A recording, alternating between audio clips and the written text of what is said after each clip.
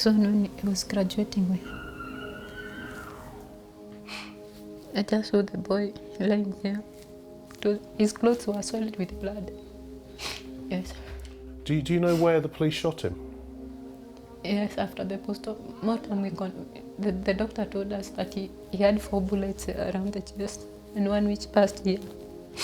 He's been shot 5 times. Yes. To be honest, I'm not much of a crier, but I've seen some really horrible things in my life. This is Carlton Myna at a TED Talk in 2016, talking about what it's like to grow up in Kibera, Africa's largest slum. In the shadow of Nairobi's wealthy city centre, it houses over 280,000 of the nation's poorest people, with most of those living on the 610-acre site, earning on average 78 pence a day. In the slum, violent crime is high and access to healthcare and education is limited. 23-year-old Myna was a straight-A student. Having been awarded a scholarship, he studied at the University of Leeds in the UK.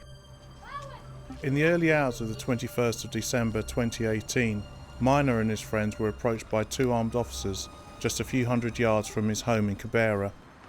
He was chased by police, cornered and then gunned down. You allege that they planted a fake gun on him. Yes. And that's their excuse for shooting him. They will automatically do that when they kill a person. Is that something you've heard happening before? It is usually that way. Here in Kenya, it is usually that. A policeman will never shoot you, then just say that he shot you for nothing. He'll just find something to implant on you. What are the police in Kibera like? How do they treat the people? Let's give an example. It's me with you, and I have a grudge with you, and maybe I want you to be eliminated. I'll just go through the policeman and maybe give him something small. Then he will just do the whatever I want him to do, maybe to eliminate you or something of the sort. Is that a normal life in Kibera? Is that just the way it is? That the police are as bad as the criminals? I would say it's so. Yes.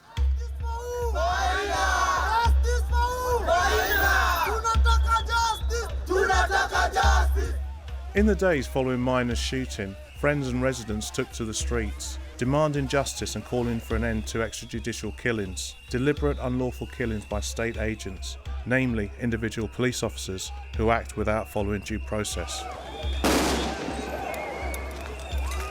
The people of Kibera are no strangers to the use of force.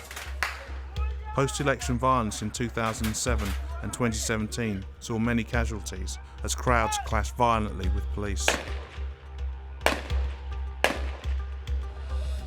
Seeking to build bridges, Kenya's police have introduced a new approach, a community engagement program aimed at resolving problems at grassroots levels. Good morning. My name is Inspector Nick Sulwe. I want to believe most of you know me. Open up, be free, tell us what affects you, so that this meeting would be meaningful. Here, police attend open forums where the community voice their concerns. On the agenda today, crime, corruption and the killing of Carlton Myna. Maina was not a thief. Maina hakukuwa na anything inaonyesha any thief. But the police that shot Maina alimwekea hizo vitu fake, gun fake, but she shot him. To us, just killing us. When police officers raid a place, they go to raid, wameamua sasa tunaenda kuraid mahali. Trust me, they are not wrong. Na iko wahalifu pale. And normally when we come, they open fire. Are we supposed to run away? No, we don't run away. We fire back. Trust me, if we don't kill these people, they will kill you.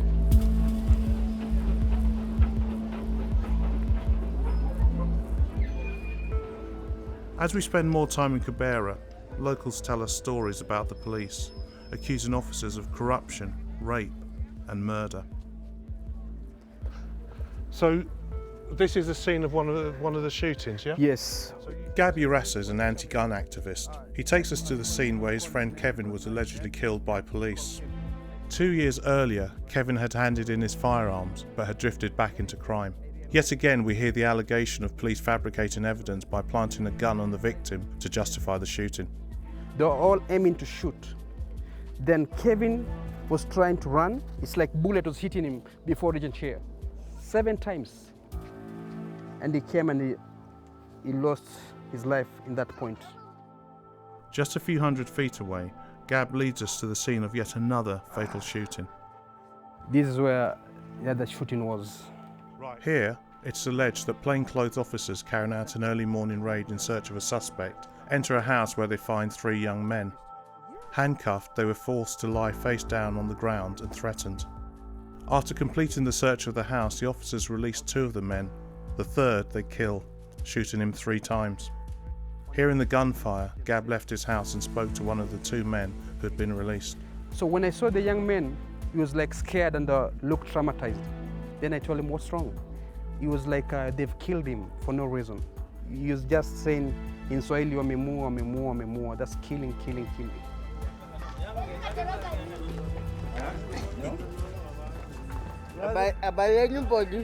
Nzuri. Uko poa? Nyoka? Nyoka imeuswa? Hiyo watu naye ni wajanja tu.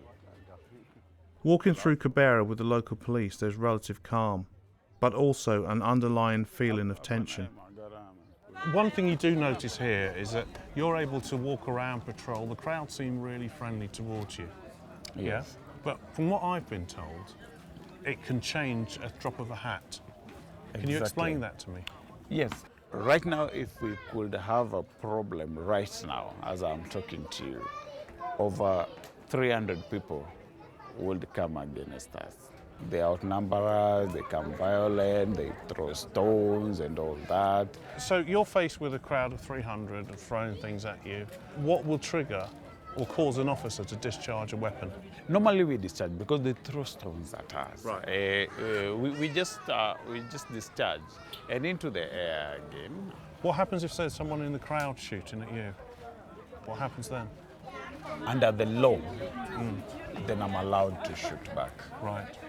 Right. Yeah. How do you then target someone? You find out someone's a burglar, someone's house breaking. What do you then do? We approach that person. And if the person stays with their parents, we talk to their parents. So we tell them, could you please talk to your son or daughter to deviate from this behavior, or we'll take action. And when we catch up with you, we do the necessary. What's the necessary? I wouldn't mention that. You won't mention that? Okay. I noticed all your officers are carrying assault rifles. Is there a need for that in Kibera? Yeah, there's a need for that because some of them are armed. Yeah. Some of these gangs are armed. We've had like 10 cases of our officers being gunned down by these criminals. The police may well be trying to stop crime, but there is resistance from within the gangs. Exactly. And they target the police just as much as the police target them. They retaliate. Kuna gani? Leta nione. Leta nione alafu nikuonyeshe yangu. Usinipe alafu nikuonyeshe yangu. Iko hapa kwa kiuno. Kama ile. Dush basi. Dush huyu.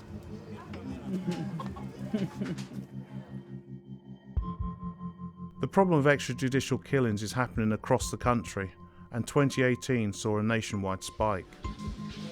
The Kenyan government is making an effort to tackle the problem. Officers have been arrested, but there are still more than 5,000 allegations of misconduct waiting to be investigated. None of the cases we've come across in Kibera have seen police officers brought to justice. Our society is extremely unequal, and that's what produces violent crime. Increasingly, what we're seeing is that those circumstances are now being met with violent policing. From 2018 was just over 200 cases of young men were shot in suspicious circumstances. Do you feel that the people of Kenya are perhaps afraid of the police? We did an opinion poll just at the end of last year, and one of the institutions that citizens fear most, or rather have least confidence in, is the police. And that's the place that people go for protection. So you have this very sad, ironic situation that the institution that we go to for protection is the very institution that we're most frightened of.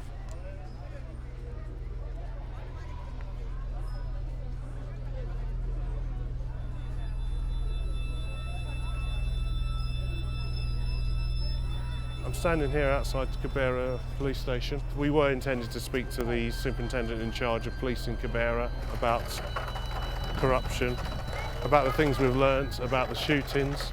He's unwilling to speak to us because he wants payment. That payment is not an administration fee, it's to go into his own pocket, so therefore we're not prepared to pay. The investigation into Carlton Myna's death is still ongoing, and it could be years before the evidence is considered by a court. Although authorities have identified the officer who shot Myna, he has not been suspended and is still on active duty, carrying a firearm. Since her son's death, Josephine has continued to fight for justice. Unprotected by the authorities, she has to suffer anonymous text messages, warning her that if she doesn't leave Kibera, she will be killed. Where's your mind at the moment? I can say I'm totally confused. Right now I fear everything in Kibera.